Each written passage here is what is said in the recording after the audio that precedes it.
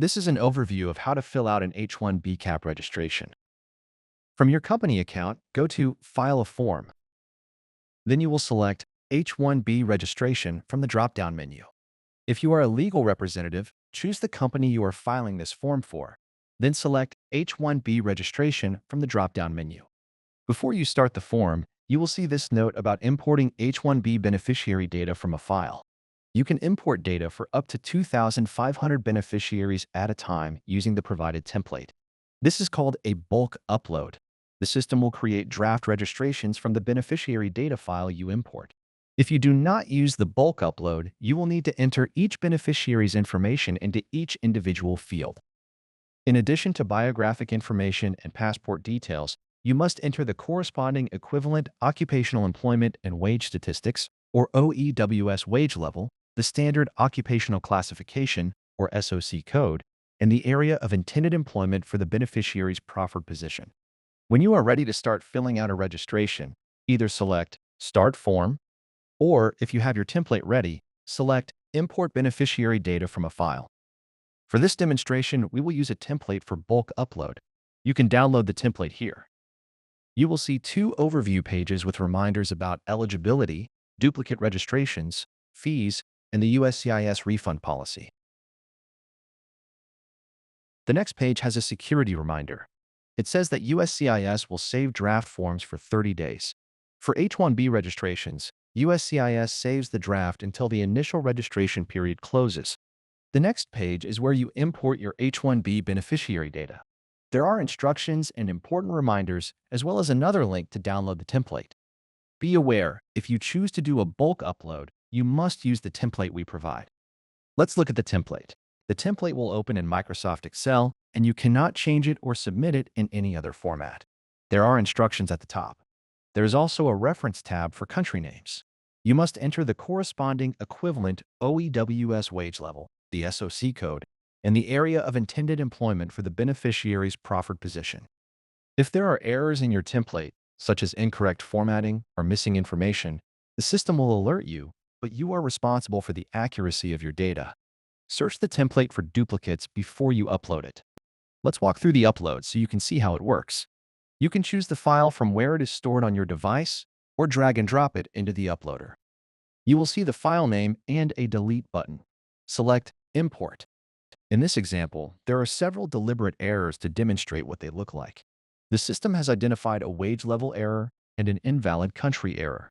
If you continue to get an error message and you are certain there is nothing wrong with the data in your template, don't hesitate to use the contact link. Include the code you see in the message. After those errors are corrected, the template should be saved and uploaded again. The green banner indicates that you have successfully uploaded the data. Once data is uploaded, the system will separate it into batches. Your template can have up to 2,500 entries, and upon successful upload, it will be separated into batches of 250 registrations each. Each batch will have a unique identifying number, and all the beneficiaries in the same batch submission will share the same batch number. If you are entering beneficiaries for different subsidiaries of a company and they have different tax ID numbers, keep your template tax ID number specific. The example spreadsheet had 128 registrations, which all have the same batch number. If the example spreadsheet had contained 300 registrations, there would be two batches, one with 250 and one with 50. If another registration spreadsheet is uploaded, those registrants will have a unique batch number. They will all appear in Draft Beneficiaries in the H-1B Registrations tab. To continue with the draft submission, select View Draft on any of the draft registrations. The info you are about to enter will apply to all the draft registrations in that batch. At this point, you can download a CSV spreadsheet of the information you've entered for beneficiaries. If you didn't use bulk upload, you may want this for your records. A CSV spreadsheet allows you to do your own search for duplicates and is a way to save all your data in one place. Select Continue Registration. You will then enter information about the prospective petitioner.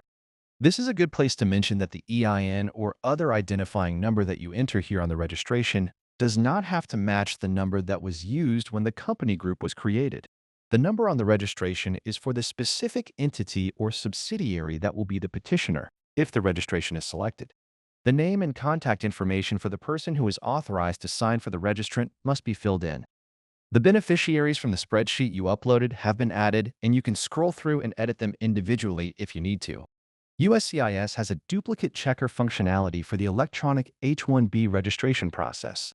If you uploaded a template, you may have already checked for duplicates. If you haven't, or you entered the information directly into the form, you can use this tool. Using this tool does not guarantee that you will not submit a duplicate. This check will compare the beneficiaries listed in the draft with any registrations you previously submitted during this registration period. It will not check for duplicates within that draft or between drafts. The duplicate check tool is designed to help you identify potential duplicate registrations. However, the burden is still on you, the registrant, and your authorized attorney or representative, if applicable, to ensure that you do not submit any duplicate registrations. Next, you will be brought to the H-1B registration summary, where you will scroll through the data for each beneficiary. There can be as many as 250 beneficiaries in the submission. This is your last chance to ensure there are no data entry errors. The Next button is at the bottom of the page. If you are satisfied that the registrations are correct, advance to the signatory statement and signature page. When you pay for and submit the registration, be aware that the fee is non-refundable. If you are a legal representative, you will then fill out your Form G28 and notify the company administrator that the forms are ready for their signature. Your client will sign in to his or her organizational account.